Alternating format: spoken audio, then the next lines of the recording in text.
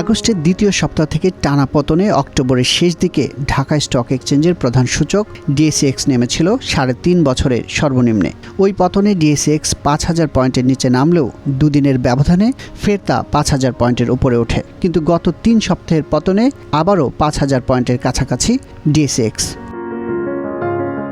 বিশ্লেষকদের মতে শেয়ার বিক্রির চাপ আগের চেয়ে কিছুটা কমেছে, তবে শেয়ার কেনায় ক্রেতাদের সতর্ক অবস্থানের কারণে ধীরে ধীরে কমছে মূল্যসূচকগুলো। ফলে আগের চেয়ে ধীরগতিতে কমছে শেয়ার দর ও সূচক। আমরা অগস্টের সময় একটা স্পাইক দেখতে পেয়েছিলাম, ইন্ডেক্স ৬,১০০ ক্রস করে গিয়েছিল অগস্টের ৮ তারিখে এক্স্যাক্টলি।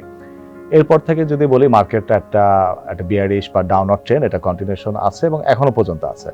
এর মধ্যে আশার আলো যেটুকু বলবো যে আপনি যদি নভেম্বরের ২৫ তারিখ থেকে দেখেন, প্রায় ৩ সপ্তাহ হয়েছে। এই ৩ সপ্তাহে ইন্ডেক্সটা একটা রেঞ্জের মধ্যে আছে। এর আগে কারেকশনটা আরো শার্প ছিল। এখন যেটা বলবো যে কারেকশনটা এভাবে শার্প নাই, এটা স্লো ডাউন হয়ে আসছে, যেটা ইন্ডিকেট করে যে মার্কেট এখন এতদিন যেটা ছিল যে সেলাররা ডোমিনেটেড ছিল, সেল করছে এভাবে, বায়ার নাই, মার্কেট কারেকশন হচ্ছে। এই প্রথম দেখা গেল ২-৩ সপ্তাহে কিন্তু মার্কেটে বায়ারও চলে আসছে, সেলাররা ওইভাবে ডোমিনেশনটা ছিল না। এর মানে এটা না যে মার্কেটটা পড়বে না, সেটা বলা যায় না, বাট এটা বলা যায় যে মার্কেটে অলরেডি অনেক বায়ার এখন ইন্টারেস্টেড হচ্ছে। চলতি সপ্তাহে ঢাকা স্টক এক্সচেঞ্জ ডিএসইতে লেনদেন হয় ৫ কার্যদিবস। এই ৫ দিনে সূচকের পতনের মধ্য দিয়ে শেষ হয় লেনদেন। সপ্তাহের প্রথম ২ দিন ১৫ পয়েন্ট করে ডিএসইএক্স হারায় ৩০ পয়েন্ট।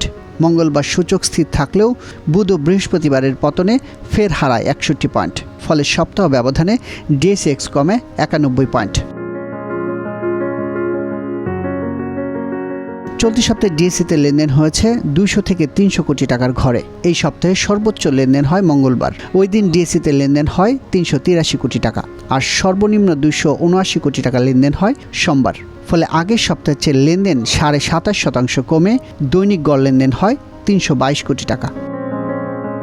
সহসায় বড় ধরনের কোনো পরিবর্তনের সম্ভাবনা নেই, তবে অর্থনীতিতে বড় ধরনের কোনো পরিবর্তন দেখা দিলে বাজারে আর প্রভাব পড়তে পারে বলে মনে করেন বিশ্লেষকরা। যে মার্কেট এখন এমন কোনো পরিস্থিতিতে নাই যে অনেক র্যালি হয়ে যাবে, আবার সেই সাথে ওই রিস্কটা অনেক কমে আসছে যে মার্কেট একটা ম্যাসিভ কারেকশন এখান থেকে হবে, আনলেস যদি কোনো ইকোনমিক্যাল চেঞ্জ না হয়। সেটা বোথ সাইডেই হতে পারে, ভালো কিছু হতে পারে, খারাপও হতে পারে।